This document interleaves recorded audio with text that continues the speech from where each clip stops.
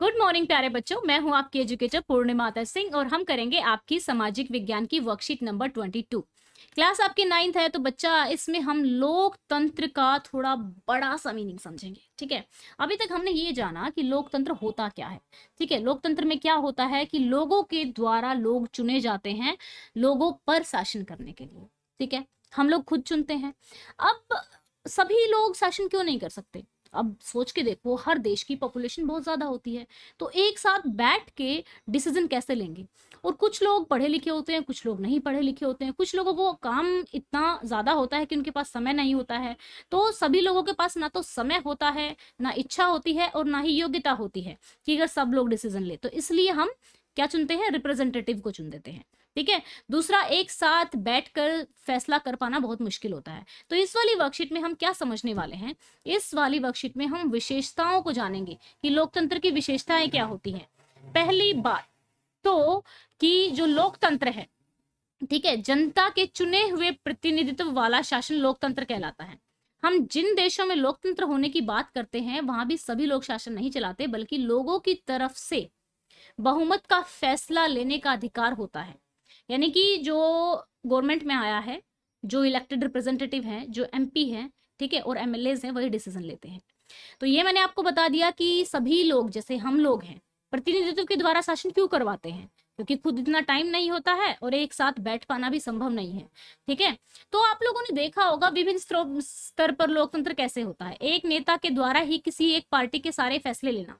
ठीक है, अब आपकी कक्षा में शिक्षक द्वारा बच्चों को सवाल पूछना या अपनी बात बोलने की इजाजत देना, है ना, कि भाई चलो ठीक है, आप लोग वोटिंग करो, आप लोग बताओ कि कौन कौन बच्चा चंडीगढ़ जाना चाहता है घूमने के लिए, कौन बच्चा कुल्लू मनाली जाना चाहता है ना।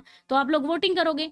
या हो सकता है टीचर क्या करे, एक रिप्रेजेंटेटिव चुन दे। वो रिप्रेजेंटेटिव कौन होगा? आपका मॉनिटर होगा। मॉनिटर को कह देगी कि ठीक है, सब बच्चों की वोटिंग कलेक्ट करके लाओ, टिक लगा दो कौन चंडीगढ़ जाना चाहता है, एक चंडीगढ़ की टेबल बना दो, ठीक है, और दूसरी बना दो कुल्लू मनाली की। ठीक है, तो यहाँ पे बच्चों के नाम लिख लो, इधर विधर वाले जो उनसे ज्यादा होंगे तो वहीं पे हम चलेंगे। ठीक है ना।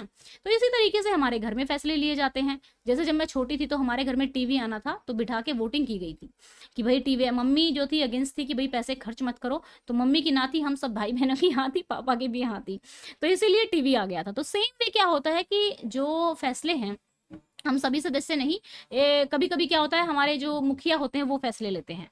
ठीक है, वास्तव में लोकतंत्र में फैसले लेने का मतलब क्या है? यानी कि सभी जो कमजोर हैं उनके निर्णय को भी महत्व दिया जाए, उनकी भी सहमति ली जाए, और जो पावरफुल है उनकी भी सहमति ली जाए।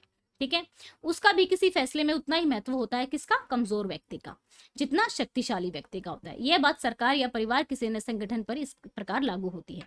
लोकतंत्र और नागरिक, एक आदर्श लोकतंत्र में निर्णय लेने की प्रक्रिया लोकतांत्रिक होनी चाहिए। ठीक है ना।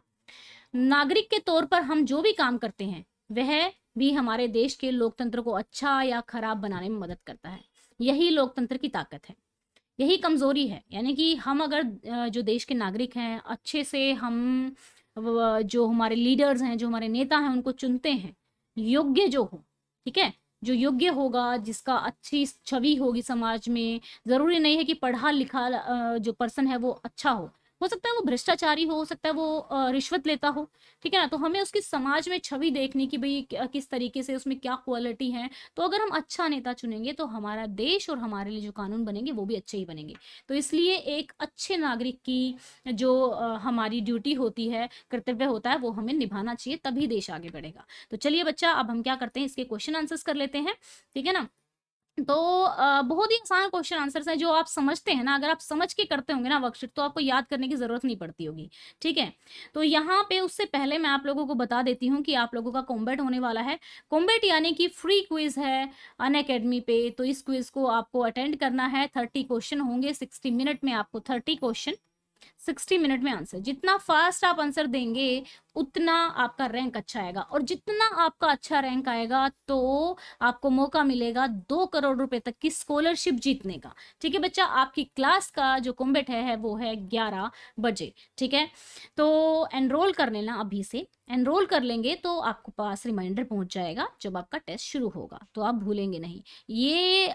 अगर कॉम्बैट आप मैथ और साइंस की एनसीईआरटी से आता है, वर्कशीट भी एनसीईआरटी से आती है, तो आपके लिए अच्छा रहेगा। ठीक है, पूर्णिमा 10 कोड आपको यूज करना है।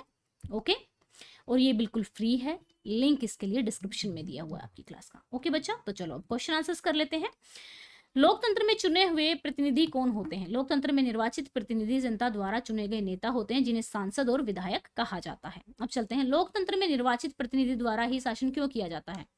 आधुनिक जो लोकतंत्र है, इतनी बड़ी संख्या में लोग शामिल हैं कि उनके लिए एक साथ बैठना और सामूहिक निर्णय लेना संभव नहीं है। अगर ऐसा प्रयास किया भी जाए तो हर नागरिक के पास हर फैसले में इच्छा या योग्यता और समय की कमी है। अब चलते हैं नेक्स्ट पे। लोकतांत्रिक तरीके से फैसले लेने की प्रक्रिया को स्पष्ट करें। वास्तव में लोकतांत्रिक निर्णयों में उन सभी लोगों के साथ परामर्श और सहमति शामिल होती है जो उस निर्णय से प्रभावित होते हैं।